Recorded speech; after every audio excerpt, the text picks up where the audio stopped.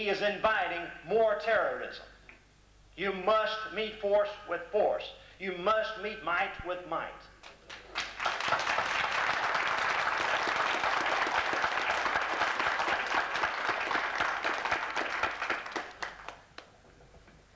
Several other areas, particularly that I was going to mention, that I'm going to cut out of my speech today.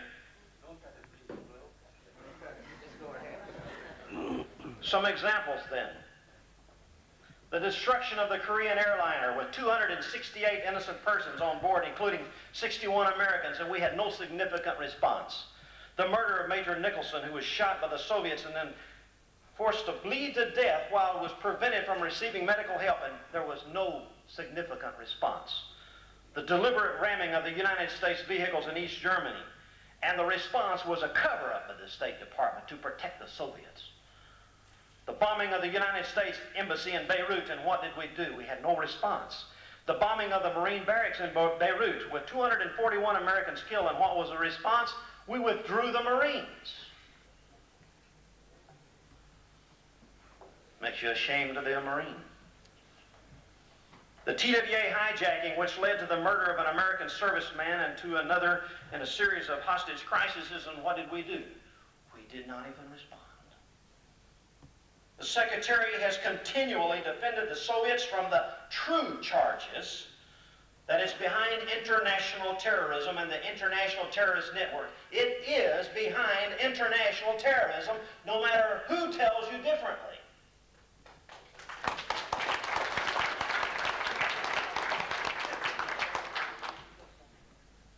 Schultz has served as the chief proponent of the improved ties with the Soviet bloc nations in Eastern Europe and their puppet governments. Schultz has attempted to persuade President Reagan to preemptively surrender plans for deployment of the Strategic Defense Initiative without prior negotiations, even with the Soviets. He pressed President Reagan to the summit and wanted to put SDI on the bargaining block. But our president's good sense won out. And Mr. Schultz and his ally, Mr. Gorbachev, lost. Mr. Schultz lobbied hard to convince the President of the United States that we should continue to observe SALT II treaty, which frankly was one of the principal targets of candidate Reagan, and which not even a Democratic Senate would ratify. Mr. Schultz worked to increase the restrictions on arms sales to the Republic of China and Taiwan. He opposed a declaration that the government of Poland was default, thus allowing Western banks to continue funding the Soviet-imposed dictatorship. Mr. Schultz lobbied to extend the most favored nation status to Soviet puppet regimes in Hungary and Romania. And he supported more than $250 million in aid to the Marxist government of Zimbabwe, which is currently moving to outlaw all democratic opposition to communist rule. Here we are supporting a communist country, allowing them to find, and us financially supporting the effort to remove democratic opposition. Mr. Schultz supported the so-called genocide treaty. Mr. Schultz lobbied for renewal of the 1974 10-year trade agreement with the Soviet Union, an agreement formulated during the final days of Watergate's panic in the Nixon White House.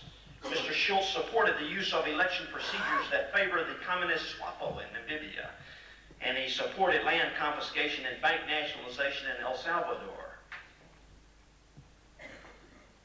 Mr. Schultz worked to acknowledge Soviet treaty violations so that not to damage the prospects for more treaties with the Soviets, and worked to undermine support for the Reagan Doctrine, which calls for the United States support of freedom fighters and non-communist forces battling communist tyranny.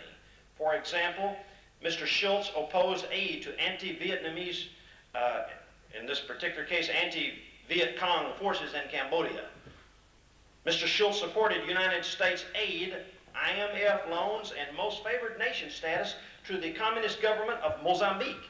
Incredibly, he supported military aid for the communist government against the non-communist rebels.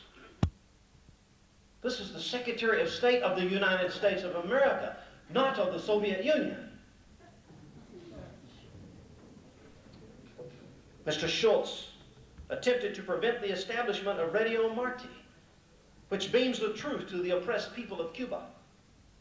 And Mr. Schultz has followed a strategy of appeasement rather than victory over communist forces in Central America, and has supported the Contadora process, which would have legitimized the Soviet colony in Nicaragua.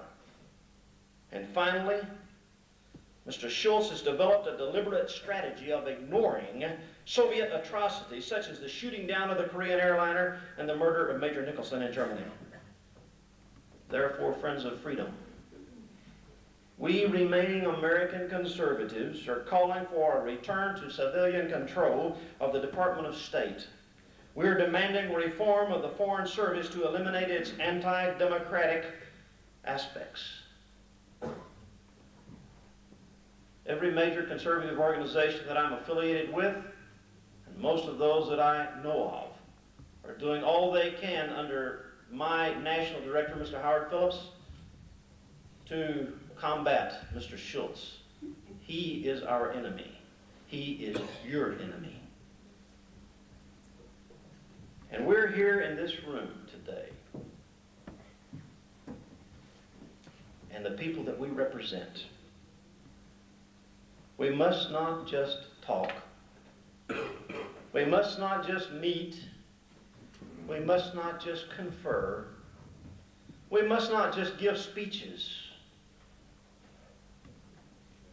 But we must somberly, with God's wisdom, implement a positive strategy with definite goals and specific dates of not only political and psychological, which I hear, warfare, with an offensive of truth, as General Singlov said, and a force of unity, as I've heard others say, but frankly, fighting fire with fire. Soviet diplomats walk Holland Park Avenue. Soviet diplomats walk the streets of New York and San Francisco, of Paris, of all the free world without fear. That needs to stop.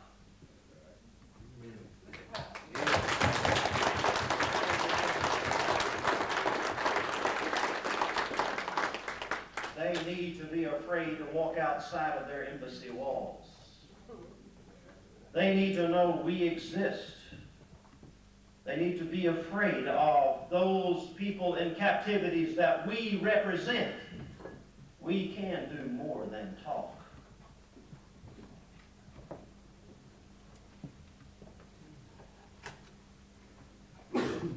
As our other spokesman from the U.S. said, the so-called Soviet journalists, the so-called Soviet businessmen who would steal our SDI secrets, they need to have fear. They need to worry. They need to worry about their security.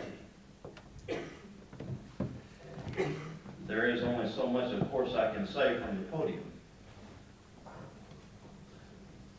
But we must fight fire with fire.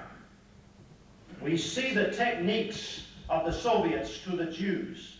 We see the techniques of the Soviets to those that are captive behind the Iron Curtain. We see the techniques of the Soviets in South Vietnam and Cambodia and Laos. We see their techniques, but yet we continue to make speeches, still have meetings, and they still walk our streets without fear. Yes, that should stop, and it will. We must arm and support with more than words those fighting for freedom in Nicaragua, Afghanistan, and other countries. We must put our pocketbooks where our mouths are. I assure you that if we don't, they will win despite SDI. There are not only high frontiers, but the low frontier. The frontier of combat from one to another. Free men everywhere. Some things must be done in public. We must keep our goals. We must keep before the free world, Lithuania, Latvia, Estonia. We must keep them before the world. We must let the world remember where they came from, who they are. But there are some things that must be done in private, with discretion, where only our Soviet victims will know that they are at war with us. Doubt not that they do not even hear these words today.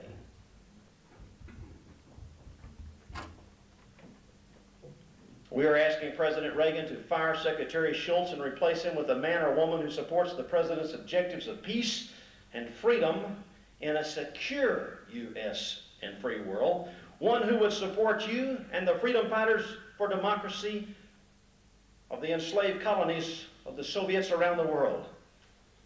The world's greatest enemy to freedom is the tyranny of communism.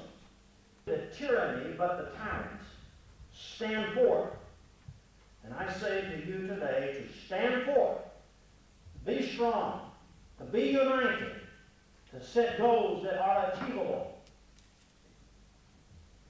And I'm glad today that I can say that it is an honor to stand with men like these, and men and women like you, and those that are still behind the Iron Curtain in the prison camps, that are still fighting for freedom, that are still dissidents, that will never stand for the slavery of the Soviets, that will fight to their death, that will never relinquish. I say today, stand against the tyrant and stand against the tyranny. Thank you very much.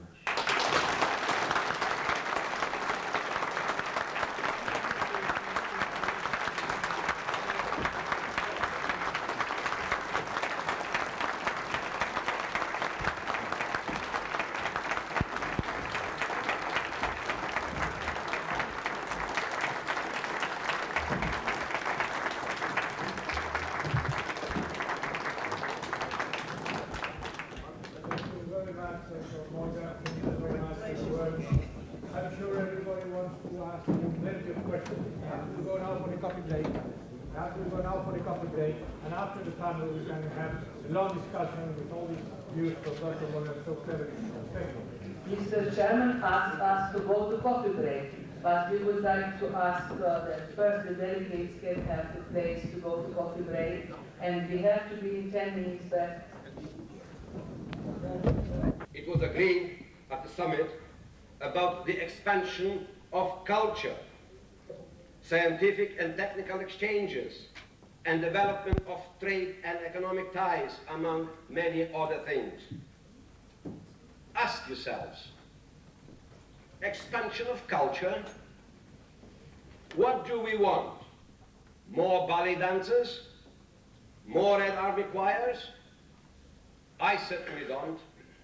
I want more, much more, of family reunification. I want freedom of travel, freedom of speech, meet loved ones, friends and neighbors. That's what I want. Not choirs, not ballet dancers. I want freedom for all the oppressed nations. That is my goal, and that's what I desire. As for the technical development, exchange, and trade, in a nutshell, are we going to feed our jailers today and tomorrow becoming their victims? No. We must not trade to the extent that sooner than later the monopoly of Soviet Union, through social, economical, political, and defensive might, could, just but could, defeat the Western powers, the Western nation, and embrace once again the other part of free Europe as it has embraced the eastern part. The Geneva Conference is over, but Gorbachev's smiling face has not yet withdrawn troops from Afghanistan. His smiling face has not yet demolished the Berlin Wall.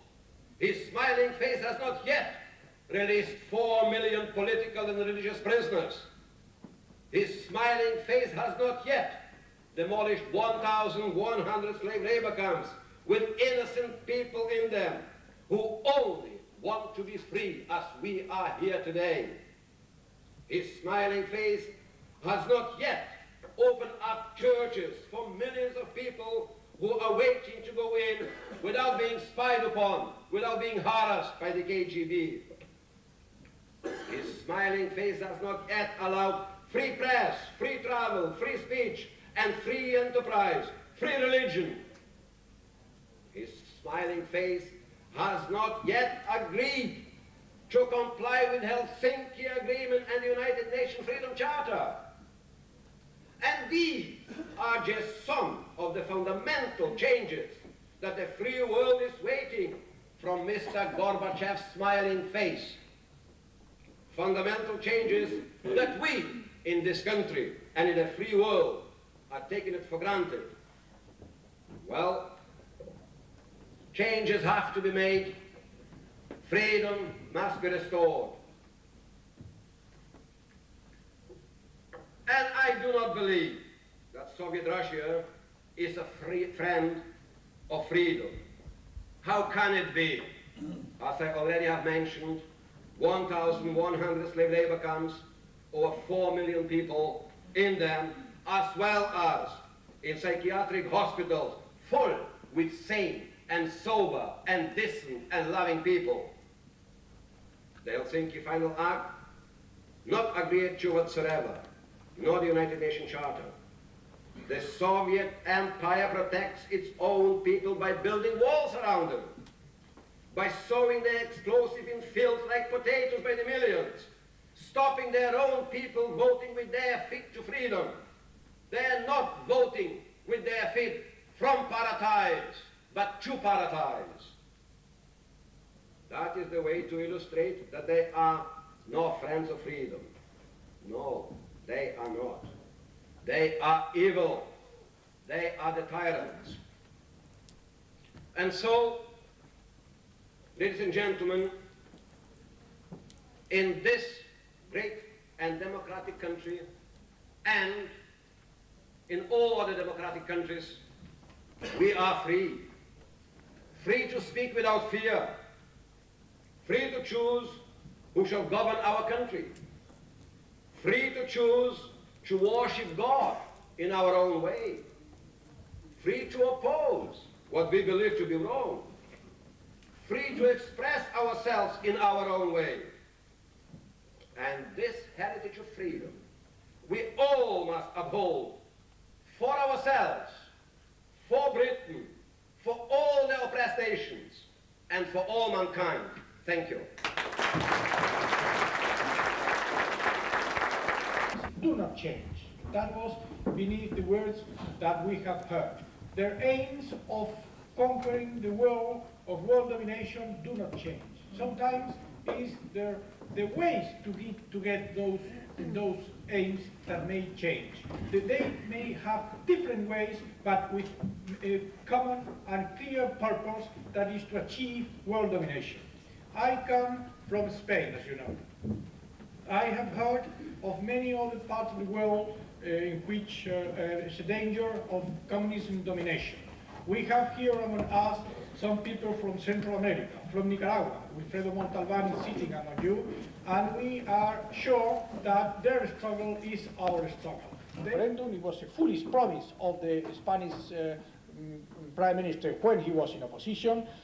I've seen last Sunday, for instance, and many of you have probably seen on TV screens and everywhere in the world, even in the United States, I could clearly hear people telling me that it was shown last Sunday on TV, the big demonstrations in the Spanish towns, in the streets of the Spanish towns, the people shouting against NATO, and people crying even against the government, and people, so the government now is surpassed by its own left.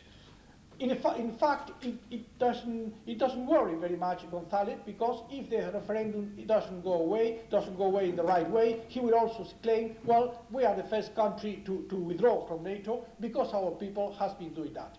In case the referendum goes all right, and we have to help in order to get it all right, well, in case the referendum goes all right, then immediately he will say, I was the first to have a referendum on such important question as the NATO alliance and to win it. So my image in the world will become even greater, and of course, some other countries may one day follow its example and call for a referendum on that issue.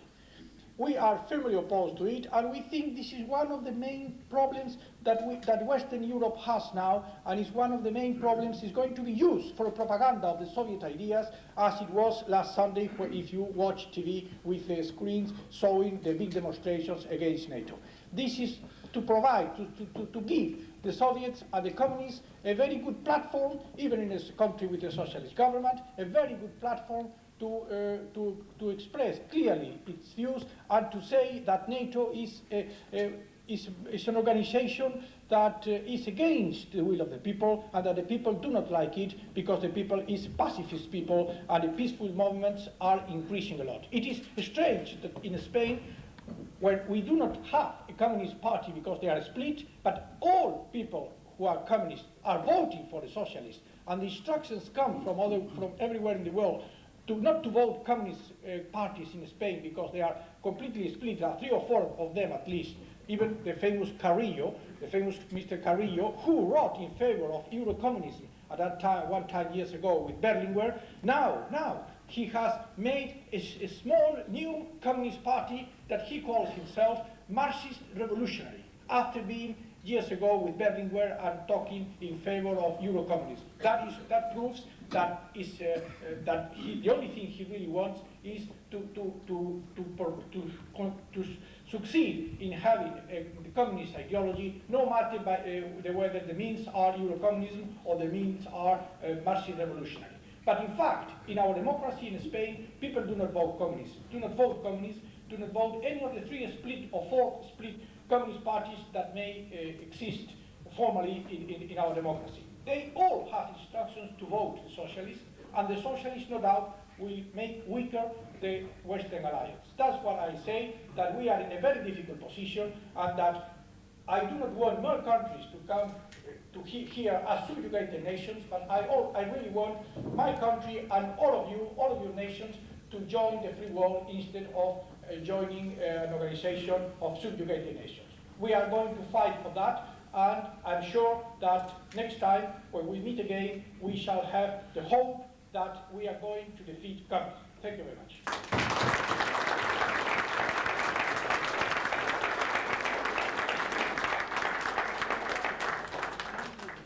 Thank you very much indeed, Mr. Kirkpatrick, for such a detailed, explicit and comprehensive speech.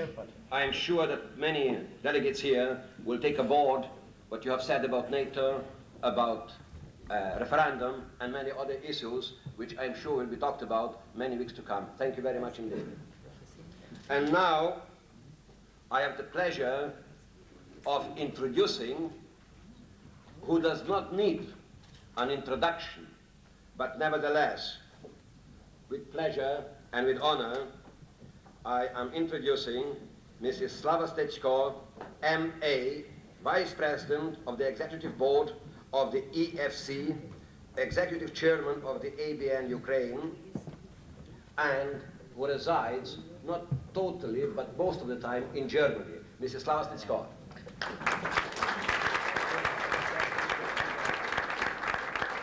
Mr. Chairman, members of the panel, ladies and gentlemen, my theme is the tragic consequences of Yalta and the Helsinki Accords in view of their 10 years of existence. President Charles de Gaulle of France has stated in 1968 that the entrance of the Warsaw Pact armies into the CSSR was a direct consequence of the Yalta agreements on the division of spheres of influence. Former German Chancellor Helmut Schmidt also has commented that at Yalta, Europe was divided into spheres of interest to which the West fully agreed, and it is in this light that today we have to view the events in Poland, he said. the USA upholds the position that in Yalta there were no fixed spheres of influence, and the US government neither approved nor agreed to that concept in Yalta. This was stated in 1968 by Dean Rusk, then the US Secretary of State, who defined this interpretation of spheres of influence as absurd. He said that the US did not conclude a treaty or an agreement on spheres of influence with anyone or anywhere in the world. There was never any talk of spheres of influence at the Yalta Conference. However, facts have corroborated the French interpretation as correct. The uprising in Berlin in 1953, the Hungarian uprising in 1956, and America's complete disinterest evidenced by Secretary of State Dulles' secret message to Tito that Washington would not interfere in foreign spheres of influence, as well as the West's silence during the events in Poland in 1956 and in Czechia and Slovakia in 1968, the Berlin Wall in 1961, the uprising of Ukrainian political prisoners in concentration camps, and the constant silence from the West. Members of the Ukrainian Helsinki groups, noble individuals such as Leo Kulukianenko, Ivan Kandyba, Oleg Berdin, Vyacheslav Chornovil, Alexa Tikhy, and others received extremely harsh sentences of up to 15 years imprisonment and internal exile in Siberia. The members of the Moscow-Helsinki group, on the other hand, received less severe sentences because they were only for the human rights. The reason that Moscow found it necessary to single out the members of the Ukrainian and other subjugated nations group was precisely because they adopted a platform of national independence for all the nations subjugated by Russian imperialism and communism. Therefore, in our memorandum to the participants of the Madrid Conference on European Security and Cooperation, we demanded to declare the Helsinki Accords null and void. They cannot help but only harm the subjugated nations. However, there are some grounds for optimism because the Occident is beginning to realize its own values. And in the East, heroic Christianity, national patriotic ideas, faith in one's own nation, and in the eternal values of the individual, created in God's image and of nations, created according to God's plan, have been radiating from the underground movements of the East. This spirit of national patriotism and cultural tradition is reviving in the United States and Western Europe. In Great Britain, there is a growing understanding among parliamentarians and important military theoreticians of the importance of the nations subjugated by Russian imperialism, as well as a new understanding of Europe, not that which was mapped out by Moscow. On the 40th anniversary of the Yalta Conference, we appealed to the free world, in particular to those Western states which were party to the decisions dictated by Moscow, to conduct a modern type of war, namely a psychological, political, and ideological offensive against the Russian Empire and Bolshevism. This must be done by making the subjugated nations the focal point of this offensive, as well as bringing attention to their concepts of liberation and their political aims. Finally, if we, the subjugated nations, do not become free and independent, there will be no lasting freedom and independence for any European nation. This is the law of our era, for which there can be no escape. Here.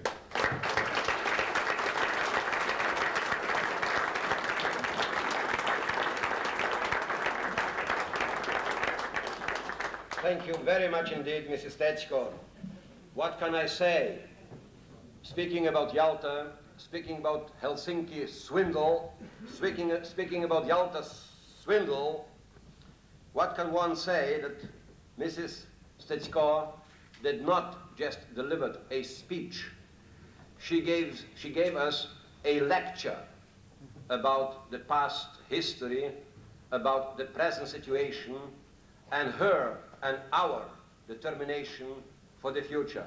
Mrs. Tetsko, we are grateful to you, not only of being present with us today, but we are grateful to you and pray to God that strength, stamina, and resolute which you carry throughout the world, a message which so many of us are not privileged and unable to deliver to so many statesmen throughout the world. We rely upon you and hope that we will succeed where so many have failed. I can assure you, we are behind you, we are alongside of you, and together, let's hope we will succeed. Thank you very much, Mr. President.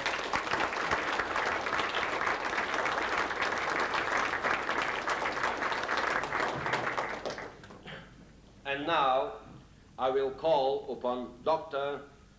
Andrea Ilic, member of the Presidium of the Croatian Liberation Movement, Great Britain. Dr. Ilic.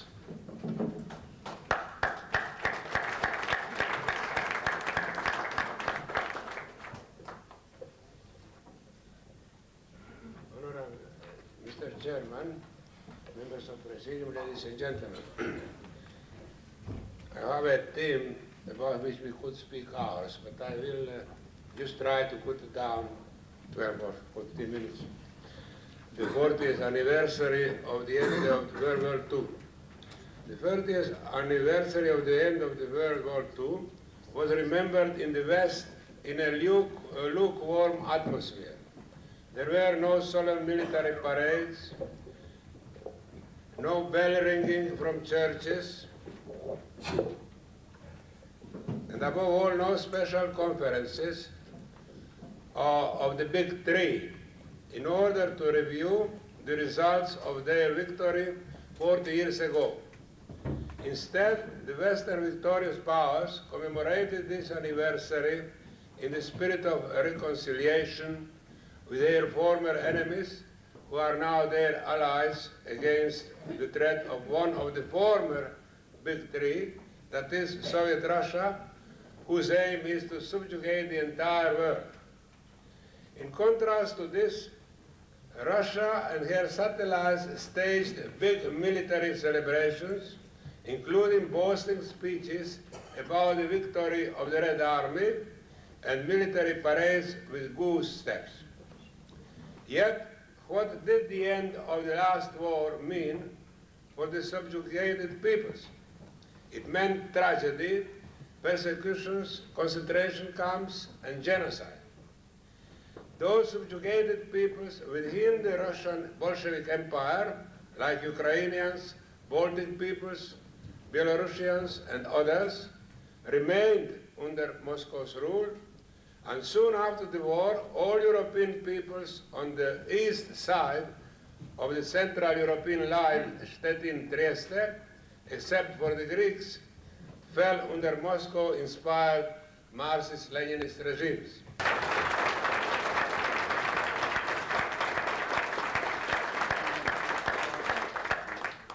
When we are by Afghanistan, something outside this speech, I would recommend that we remember all those today in fighting, active fighters in Afghanistan, and send them congratulations and our moral support, and trying to do everything in our past, in free world, to send them also material support, more bombs, more bullets, and more trains and everything.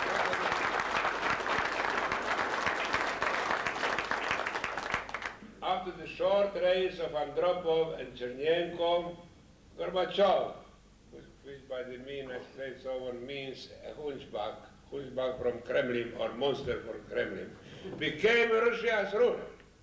He will have to invent new tricks in order to deceive world opinion and weaken the will of Western democracies to resist the Russian strategy for world conquest.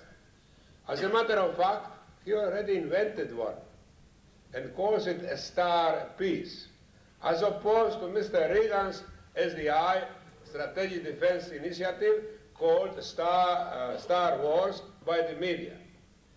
In other words, the new Kremlin star would like to convince the world that he is a peace champion, and Mr. Reagan, who with the SDI program wants to free the world of all nuclear weapons, is a warmonger.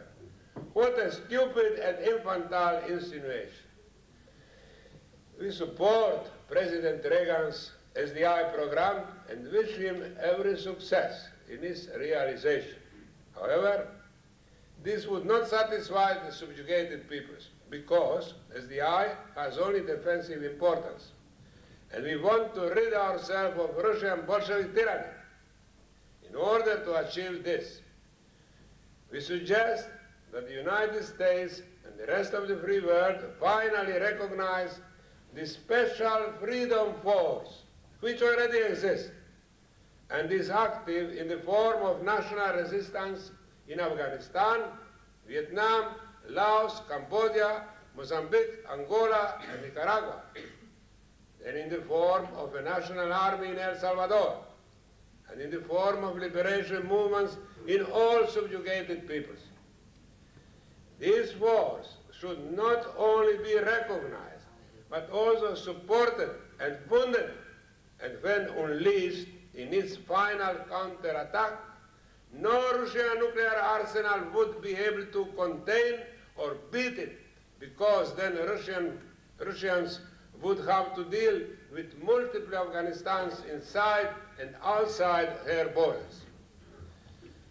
Finally, I have to mention the 40th anniversary of the so-called United Nations. This organization neither represents the nations nor their unity. For example, the Soviet Union and Yugoslavia are not nations, but prisons of many nations. Furthermore, the main aim of Soviet Russia and other communist states is diametrically opposed to the aims of the democratic states. The aim of Russia and her associates is universal tyranny, whereas the aim of the democratic states is universal freedom. This is the reason why no one mentions anymore the Atlantic Charter, which is supposed to be the constitution of the United Nations. On the 40th anniversary of this international organization, we demand its reorganization, which would allow the acceptance of representatives of all subjugated peoples and the expulsion of all those who do not honor its constitution. Who spends his entire life and time, travel, speak, demand, propagate, and sympathize with the oppressed nation wherever they may be. I am privileged to call him my friend because both of us are serving in the House of Commons, and here he just came to address us very shortly, Sir Freddie Bennett, Member of Parliament.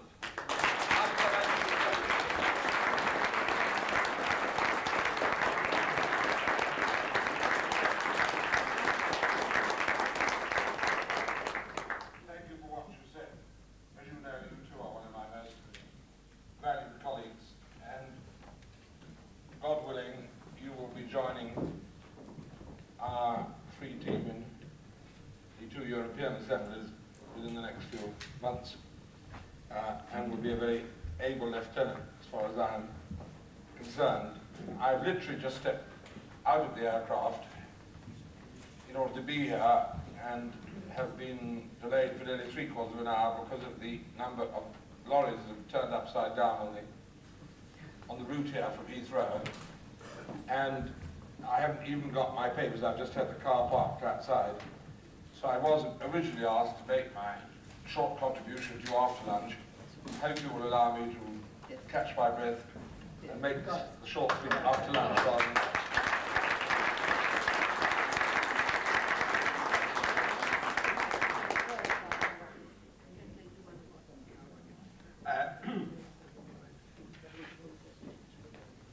Due to the absence of Professor Leo Magnina, I will ask Miss Irena Kapustensky, who is going to read part of Dr. Leo Magnina's speech.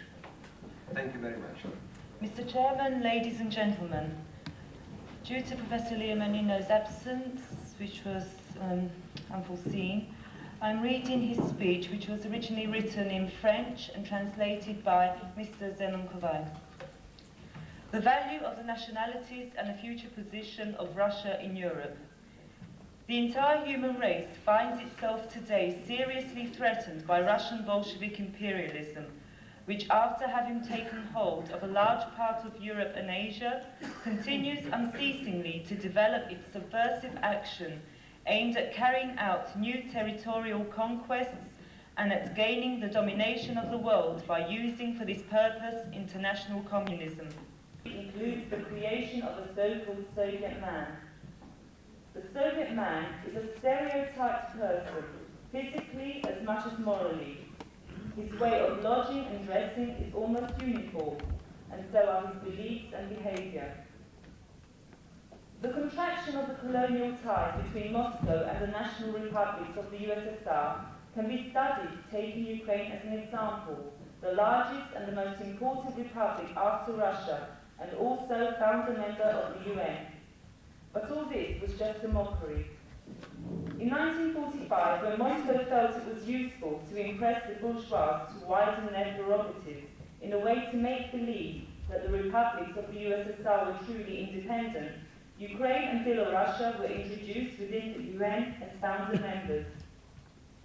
But very soon, the progressive restrictions of all the rights of the Ukrainian SSR imposed within the frame of the centralist and colonialist policy of the Russian government turned Ukraine's autonomy to rags. After the conquest of Ukraine and so many other free republics, Moscow has not dared to suppress her definitely, but has accomplished against her reprisals never before seen in the history of mankind, and I recall once more that in 1933, and I was myself a good witness in Kyiv, Moscow organized a terrible famine that cost Ukraine 5 to 10 million innocent lives. Moscow wants to rule in Ukraine, as in Hungary, as in Czechoslovakia, as in Romania, as in Poland, as in the other Asian, and we have to remember Afghanistan, or African countries, Angola, Mozambique, etc. And now Moscow's efforts are turned towards South Africa. And the reprisals of the USSR are focused on all the patriots who are fighting for the freedom and independence of their country. They are sent to psychiatric hospitals and to prisons. Hundreds of Ukrainians are imprisoned and tortured in these prisons or in the hard labour camps, as in the psychiatric asylums that the Soviet Union has created almost everywhere on its territory. Since the end of World War II, the attitude of the Soviet Union towards the evolution of the satellite countries has not changed. The main objective is to keep these countries strictly dependent on the USSR as an integral part of the so-called socialist community. We have seen on the occasion of the three big crises Moscow had to face in the satellite countries that the USSR puts its every means to action, and in the last resort its military means, to ensure that a satellite country might not escape its control. Whatever might be the differences between the Hungarian Revolution of 1956 and the Czechoslovakian Revolution, the USSR repressed militarily in both cases, believing its hegemony is threatened. In the third case, that of Poland, until now at least, Poland managed to avoid a military intervention, because the soldiers and the police there seem to be strong enough to cope with the repression and the normalization. But even in this case, one can catch fleeting glimpses of the Soviet-Russian army as the last means to guarantee the securing of Poland within the socialist community. And finally, what can be said of the armed occupation of Afghanistan by Soviet-Russian troops, or the intervention of the Soviet-Russian armed forces in Ethiopia and Angola, or tomorrow in the South African Republic, where anti-apartheid movements are subsidized by the Soviet Union itself. 10 years ago, the Greek colonials were overthrown. So was Salazar in Portugal, the Algerian and Vietnamese wars were stopped. But what have we done? We will admit that it is very difficult to fight communism when one has fallen under its domination. This is due to the military tactics and the modern armaments of the Soviet Russians, their fearsome espionage machinery and the improved human slaughterhouse that they have built within their empire. Facing the red wave that swirls to sweep away civilization, there is no place for inertia, for indifference. To give moral and material assistance to these patriots fighting for their freedom and independence, this is the guideline that strongly imposes itself on all the conscious elements of the civilized world. This is their duty as well as their immediate interest as human beings. What is our opinion on the future position of Russia in Europe? We have nothing to gain by destroying Russia, but this country should be able to join anew the international order and civilization in full respect of nationality, freedom and national independence. From the international point of view, there is no doubt that Russia itself, as Ukraine and the other republics now enslaved in the USSR, will have to play a role in European and international politics. More than ever, Russia will need tranquility and will have to adopt a domestic policy of peace and a foreign policy impregnated with altruism, considering each republic now enslaved by the USSR as her equal.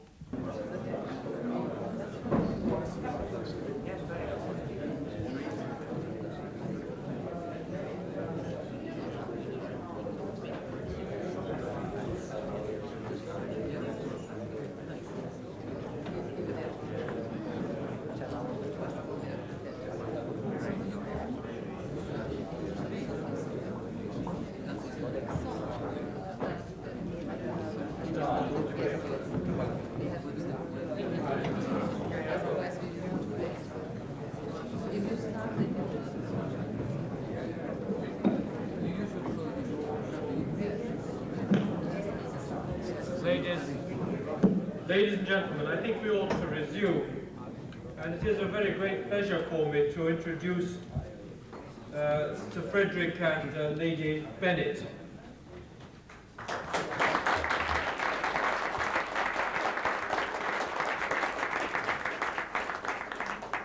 They are both great friends of our work, and of course the Right Honourable Sir Frederick Bennett MP has just been elected onto the Presidium of the European Freedom Council.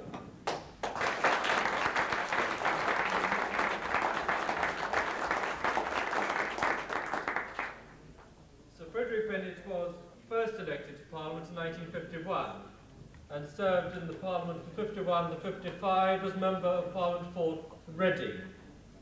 Later in that year he was elected for Torbay. That's the Torquay area, for those that don't know England very well. And he has continued to serve that area in Parliament to the present day. He did start his career in military life, and I think was the youngest colonel in the British Army. Had a distinguished career in World War II, and he has taken a consistent interest in foreign affairs and is one of the foremost experts in security policy and international relations in the House of Commons. Sir Frederick Bennett is currently the leader of the British delegation to the Parliamentary Assembly of the Council of Europe and has served as such since 1979, and leader of the British delegation to the Assembly of Western European Union in Paris, where he has served as leader of our delegation also since 1979. He is Vice President of both those parliamentary assemblies. Sir Frederick's work has been recognized by many governments. Sir Frederick holds a medallion from the World Federation of Hungarian Freedom Fighters. He is a Grand Commander of Polonia Restituta. He has been awarded the Star of Pakistan and awards from Jordan, Greece, and other countries.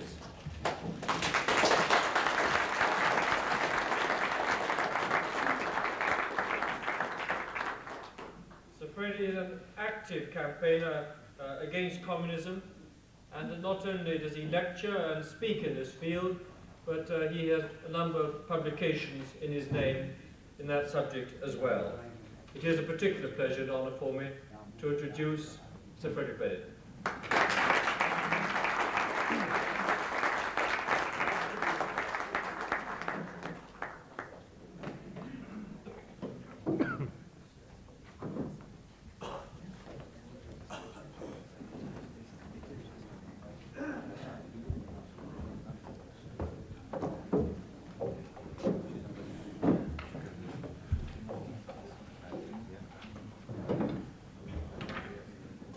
My colleague, John Wilson, my valued colleague, because with his usual modesty, he has not said today that he is one of our most valued members of the teams of the two international parliamentary assemblies to which he has referred. And during the last 5 or 6 years, I cannot remember ever having a difference with him on any subject.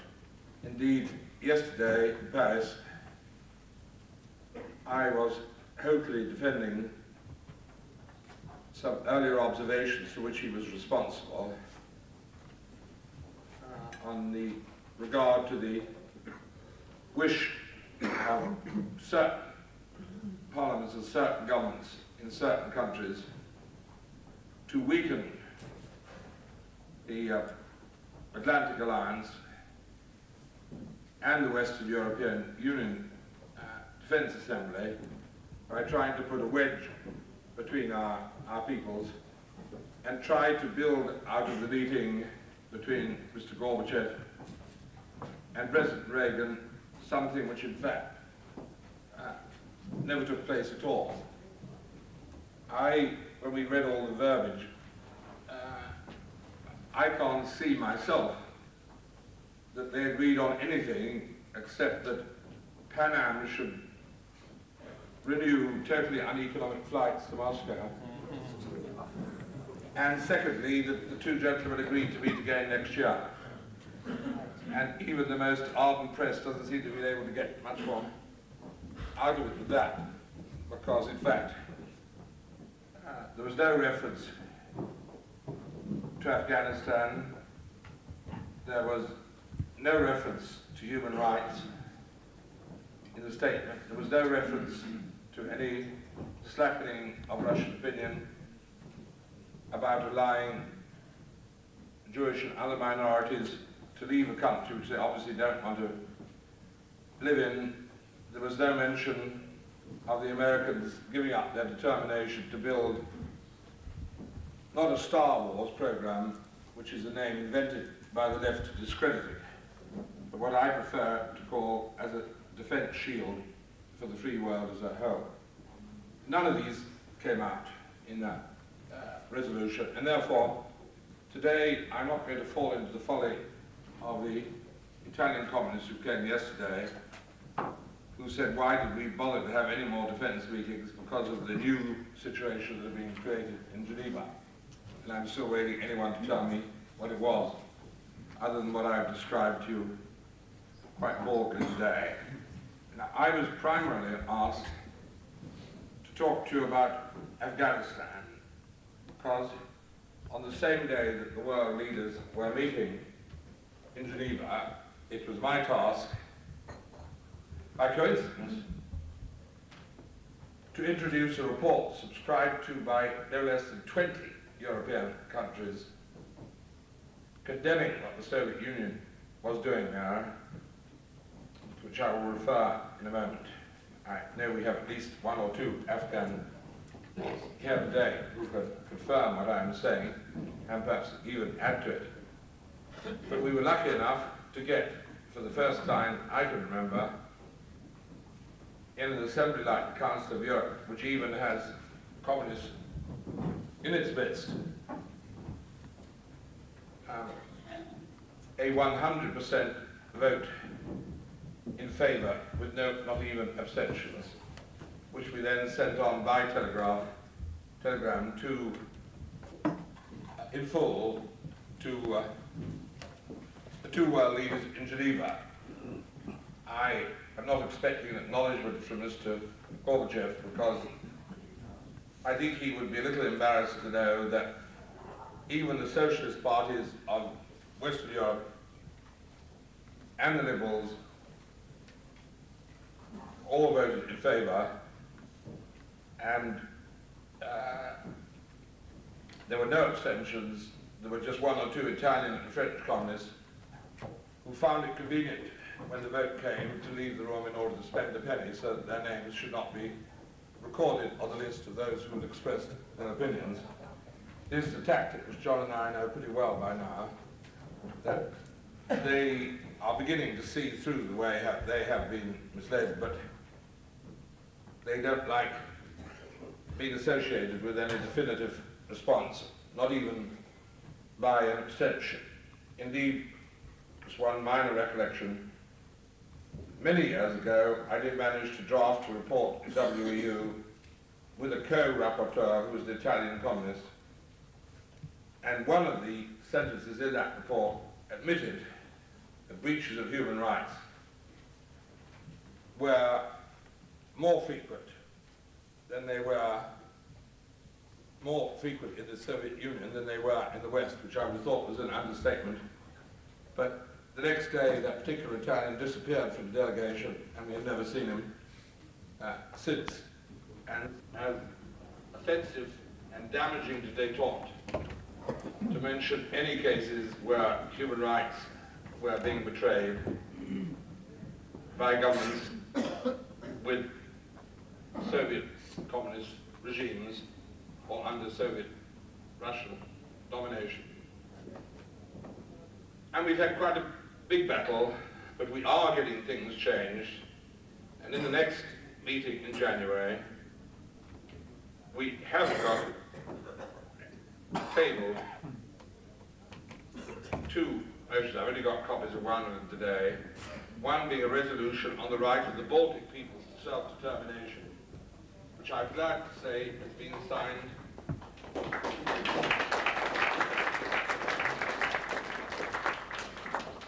by at least 25 of the more prominent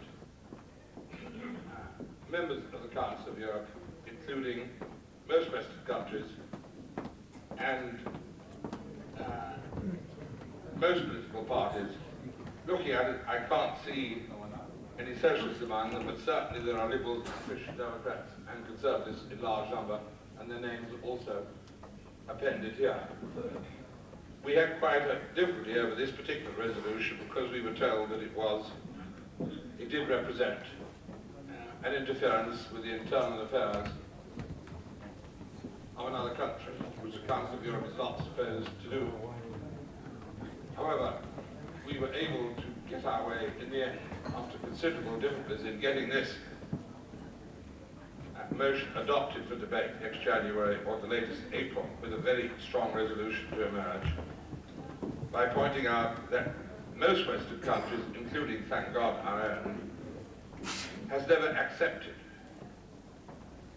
that Estonia, Latvia and Lithuania are legally part of the Soviet Union, and therefore it is not a question of interference with the rights of a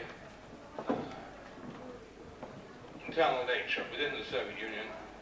It is merely requesting the Soviet Union, urging the Soviet Union to allow the right of self-determination, which was guaranteed in the Charter after the end of the last war, to exercise that right to self-determination. And that, of course, would lead on to self-determination for other occupied countries, some of which I heard mentioned this morning, the regular satellites, and of course Ukraine and Georgia, Ukraine being one country that briefly enjoyed independence, only to have it cruelly destroyed on two separate occasions in the past. I'm only telling you all this because I don't want you to think that because you very rarely read in the newspapers here anything about the struggles for freedom going on within continental Europe. There are many, many thousands of those in public life on the continent from different countries and different political parties who do constantly bring up these issues. And if they don't get published in the press here, as to what we are trying to do, it is not certainly for want of trying on our part. I will give you just one example, which I'm about to write a letter to the Daily Telegraph myself, sometimes kind enough to print my letters. On the same day that a South African was executed for having killed a policeman 2 years